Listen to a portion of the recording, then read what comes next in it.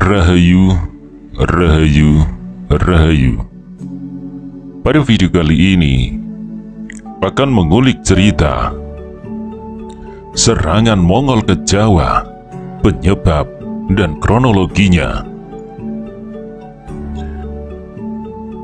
Penaklukan dinasti Song pada tahun 1279 oleh tentara Mongol di bawah perintah Kubilai Han membuat seluruh Tiongkok tunduk di bawah bendera dinasti Yuan. Mungkin itu menjadi kesuksesan militer terbesar sekaligus terakhir bagi kekaisaran Mongol. Kendati demikian, hal itu masih selangkah lagi menuju ambisi utama Kubilai Han, yaitu membuat dunia mengakui kejayaannya.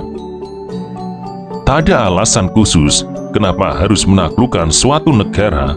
Ia harus melakukannya. Kubilai Han bukannya jenius secara intelektual, tapi dia punya kemampuan. Dia mewarisi kemampuan mengorganisir dari kakeknya, Genghis Khan. Ketika kakaknya, Mongke Khan, berkuasa, dia dikirim ke selatan untuk menundukkan kerajaan Nancao di Yunan. Pada tahun 1253, dia berhasil menguasai seluruh dataran tinggi Yunan sampai ke Hanoi. Setelahnya, Kubilai Han menghajar wilayah utara di mana pusat pemerintahan dinasti Sung berada. Pada tahun 1259, dia menyeberangi sungai Yangtze untuk kemudian menyerang Wusang. Di tengah ekspedisinya itu, Mongke Han atau Han keempat wafat. Dia mengajukan gencatan senjata dan kembali pulang untuk ikut pemilihan Han menggantikan kakaknya. Namun dia takut tak dipilih. Akhirnya dia memerintahkan para jenderalnya untuk mengangkatnya sebagai Han di perbatasan Tiongkok Mongolia. Setelah menjadi Han pada tahun 1260, dia melanjutkan ambisinya. Dia merebut kota Hubei, Xianghiang, dan Fangsheng, mengepung kota Hangzhou, dan menghajar pengikut dinasti Sung yang masih bertahan di Katon. Raja mahkotanya melarikan diri ke lautan, namun pada tahun 1275 armadanya berhasil dihancurkan. Dengan begitu, patahlah seluruh kekuatan Tiongkok. Dia memindahkan ibu kota Mongolia ke Beijing. Dinastinya dinamai Yuan. Praktis sejak kekuasaan Genghis Khan, kekaisaran Mongolia memperluas daerah jajahannya ke barat sampai ke Eropa. Seluruh daratan Asia dikuasai. Ini pun mengakibatkan kekuasaan mutlak atas lautan. Akibatnya, kapal-kapal dagang Tiongkok menguasai perniagaan laut dari Tiongkok hingga Arabia. Seperti kakeknya, dia memperkerjakan orang-orang yang dia anggap lebih pandai daripadanya. Dia tak ragu menempatkan orang-orang di sekelilingnya dari asal-usul yang berbeda. Pedagang Muslim misalnya diangkat sebagai administrator keuangan. Dia juga memperkerjakan 66 orang Uighur. 21 diantaranya menjadi pejabat daerah yang menduduki distrik-distrik di Cina. Sementara beberapa lainnya bertugas menghajar para pangeran keluarga kerajaan.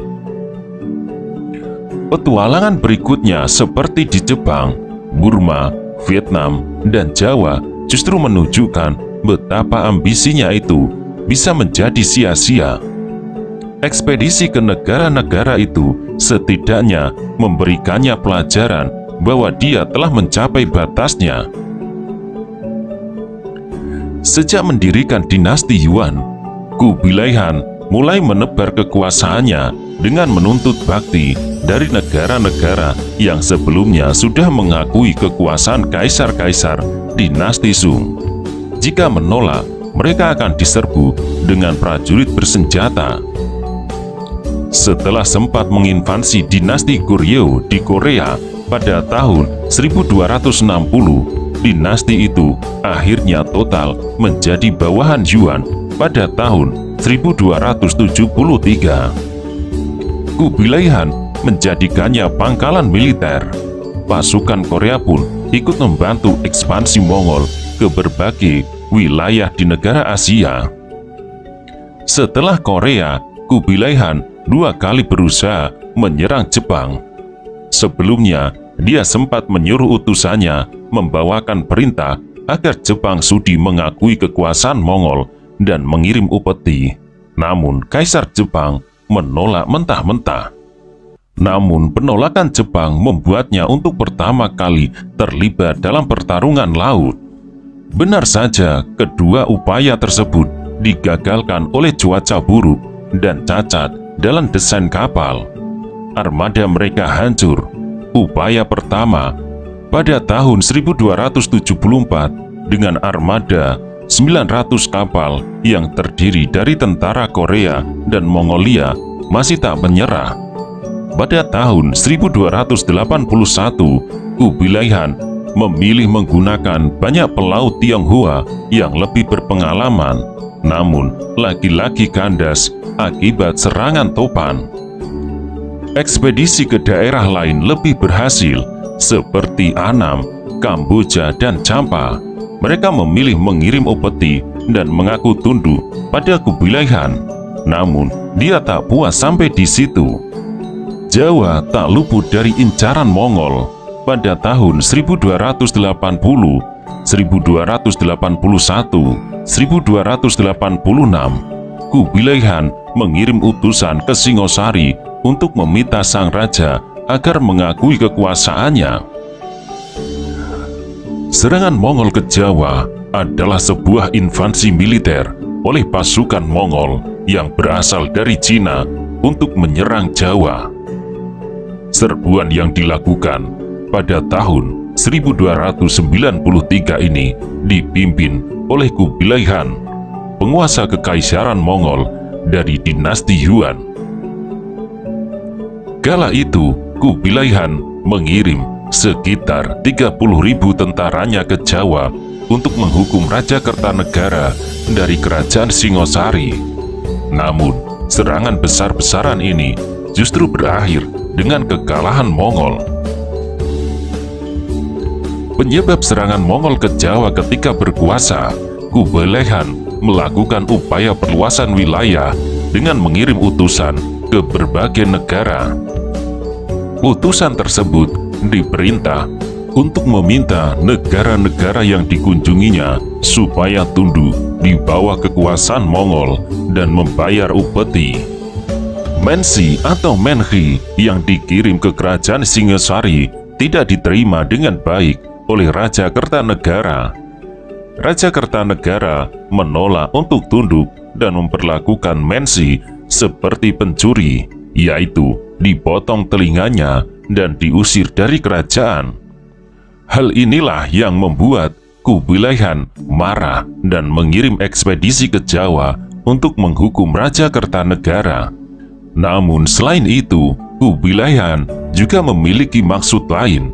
Apabila Jawa berhasil ditaklukkan, maka negeri-negeri di sekitarnya juga akan tunduk dan dinasti Yuan dapat menguasai jalur perdagangan Laut Asia. Kekuatan militer Mongol dalam rangka serangan Mongol ke Jawa, Kubilai Han menyiapkan sekitar 20.000 sampai 30.000 pasukan dan 1.000 kapal yang dilengkapi perbekalan untuk 1 tahun. Ekspedisi ini dipimpin oleh Ike Mense, orang Uighur yang berpengalaman dalam pelayaran ke luar negeri dan Guasing. Pasukan Mongol bertolak dari Guangzhou, Cina, menyusuri Champa hingga Sumatera, kemudian berlayar menuju ke Karimun, Jawa, dan berakhir di Tuban. Di Tuban, mereka diduga sempat menjarah desa yang terletak di pesisir pantai. Setelah itu, komandan membagi pasukannya menjadi 2, yaitu pasukan darat dan pasukan yang menggunakan perahu untuk menyusuri sungai. sebelum pasukan Mongol tiba di Jawa, ternyata Raja Kertanegara telah terbunuh akibat pemberontakan Adipati Kediri bernama Jayakatwang. Peristiwa itu membuat tahta kerajaan Singosari menjadi kosong dan diambil oleh Jayakatwang.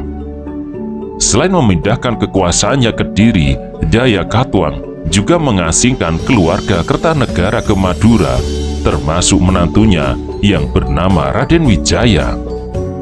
Raden Wijaya yang tidak terima dengan perlakuan Jayakatwang segera menyusun strategi untuk menggulingkannya.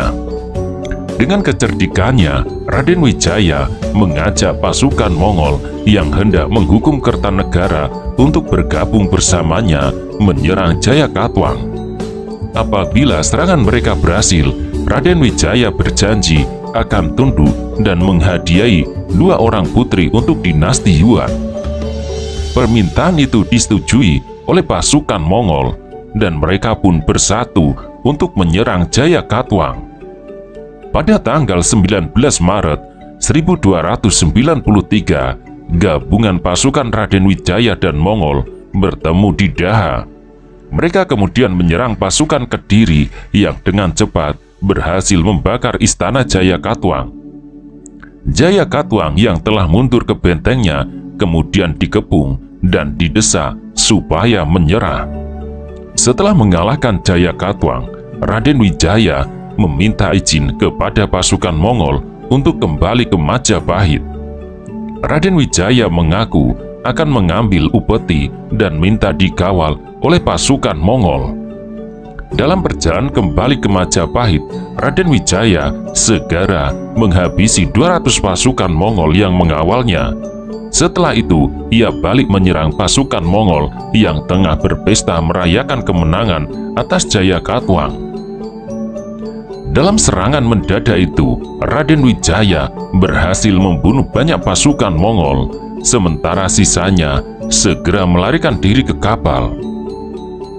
Pada akhirnya, pasukan Mongol memilih untuk berlayar meninggalkan tanah Jawa. Selain mengalami kekalahan, pasukan Mongol juga kehilangan banyak pasukannya dalam pertempuran di Jawa. Diperkirakan sekitar 60% pasukan Mongol terbunuh, sementara sebagian lainnya menjadi tawanan. Kekalahan ini membuat Kubilai Han murka dan Ike Menshe harus menerima hukuman. Lain halnya dengan Guasing yang justru dihadiahi emas karena dianggap telah melindungi pasukan dari kehancuran total.